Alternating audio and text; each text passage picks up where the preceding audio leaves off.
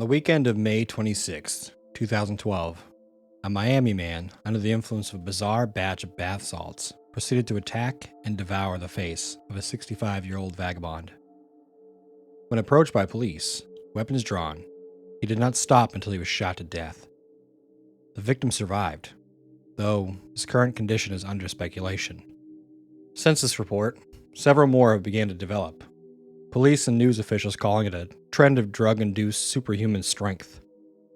Since the beginning of this insane epidemic, towns that are sanctioned as sober living environments have begun to witness strange and unsettling events. This alludes that the already dangerous, though tainted bath salts have been spread throughout the eastern seaboard. The following is a blog written by one such young man living in a sober house in Wilmington, North Carolina, where the epidemic has seemed to have reached. May 15th. Moved into a halfway house today. For the first time in what seems like years, I have my own room, complete with my cell phone, a TV, mini fridge, this computer, and a microwave. I have to share a bathroom, but oh well. This place is the Ritz when it's compared to the park benches I've known. The town itself, Wilmington Beach, is pretty evened out, having sober communities all over the place. During treatment sessions, my counselor is pushing me to write a blog that will help release my frustrations in a helpful way instead of bottling them up, so here it goes. My name is Wes, and I'm a 23-year-old alcoholic and have been known to abuse cocaine. I used to work as a PA for various projects on the East Coast production train. After being shunned by my mother, girlfriend, co-workers, and surrounding family, I was forced into rehab, where I got clean, and honestly, it kinda sucks. No more glory days, no more all or nothing with the fraternity brothers, no more fun at the bar, if they'd ever let me back in. Strangely, however, I really feel like I'm clear-headed and can see the world a little bit more than I used to. This halfway house is deluxe when compared to most of my joints, allowing us loads of freedom as long as we pay our way and submit to weekly drug tests. Not only that, it's exclusive to only 8 guys at a time, and we don't have to share rooms. Beats the hell out of rehab. May 21st. Finally, found a job at a Mexican grill here in town. Best part is it's only a block from the house, so no more buses. For those who haven't given a damn up to this point, I'm in a halfway house located here in Wilmington Beach, North Carolina, and I've been clean for all of 3 months today. Originally, I really missed the rush, but man, I won't lie. This shit is awesome. I even met a pretty girl today, Katie, who was also in rehab with me. My type too, blonde, bubbly, curvy, and most importantly, she loves the comic books that I do. Nothing beats a common interest. We're meeting at a Java bar tonight after I get off of work and exchanging some books before we head off to wherever it is we decide, as long as I'm back by curfew. May 25th. Not much going on lately. I've been pretty busy with work, AA meetings, NA meetings, and Katie times at Javaholics. The biggest news to report is that the town is seemingly getting quieter each day, even though it's the summertime and beach fair should be bustling. Hell, it was even a slow day at La Coquina, which I really fail to understand, seeing how it's the only Mexican grill in town that has a sanitation grade above a 95.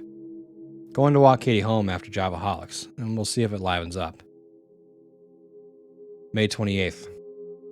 Weird thing happened this weekend. Somewhere in Florida over the weekend, a man abusing bath salts attacked and viciously chewed off the face of a homeless man. The guy was exhibiting signs of superhuman strength, and if you know anything about drugs, it's that anything is possible, but bath salts? Really? I always thought that was a meth thing. Drugs is drugs, though. No doubt about that.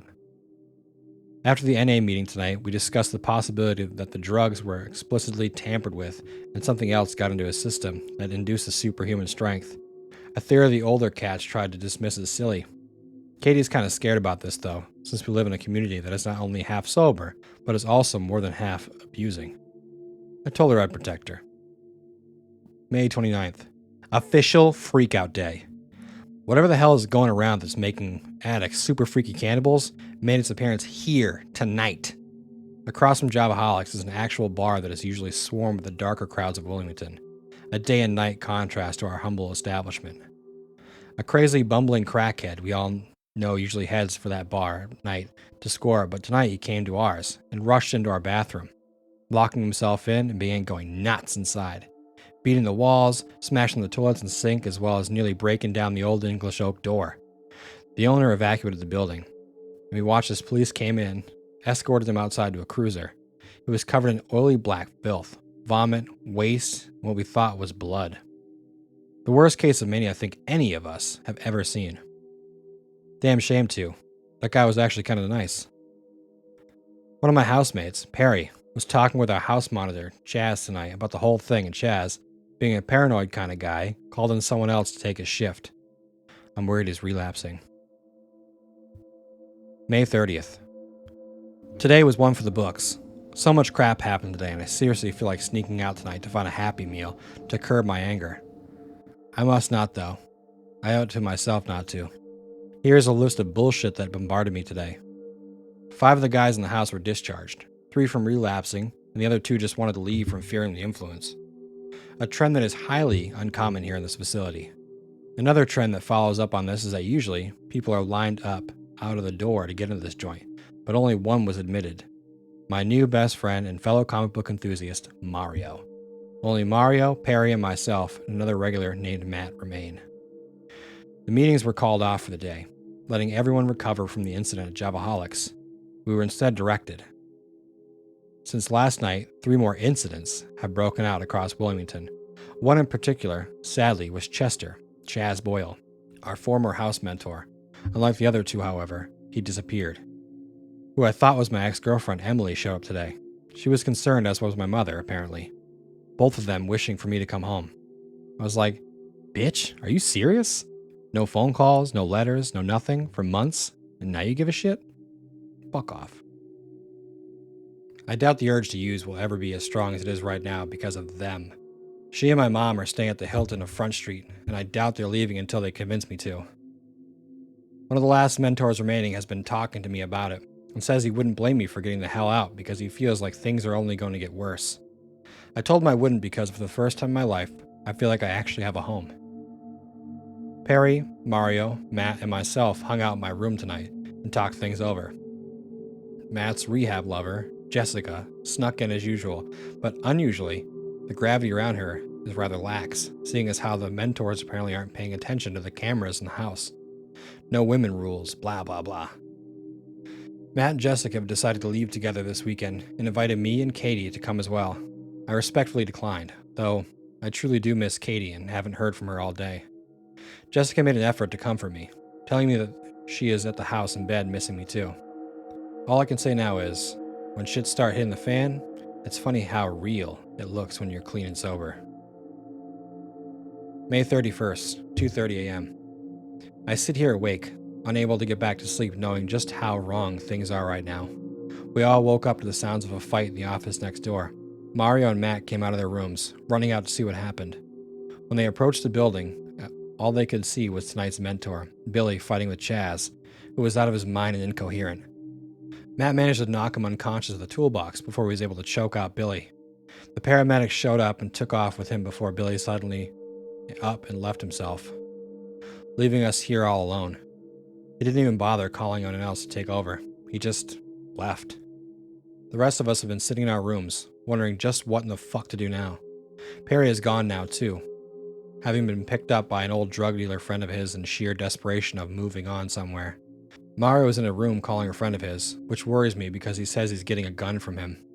Matt has called Jessica, who told him that their house mother has closed the building and is sending the girls in their vans and cars to the bus station. She was able to slip out and Katie is coming with her here now, making his whole situation even harder to understand. While Matt is packing the last of his things, I'm sitting here watching more reports of this craziness and trying to reel myself back some before I blow up. Whenever they finally get here, I'll talk with Katie about what to do next. Until then, I'm venturing back to the office, and I'm going to try calling someone. And then my mom and Emily. Hopefully they've left town already.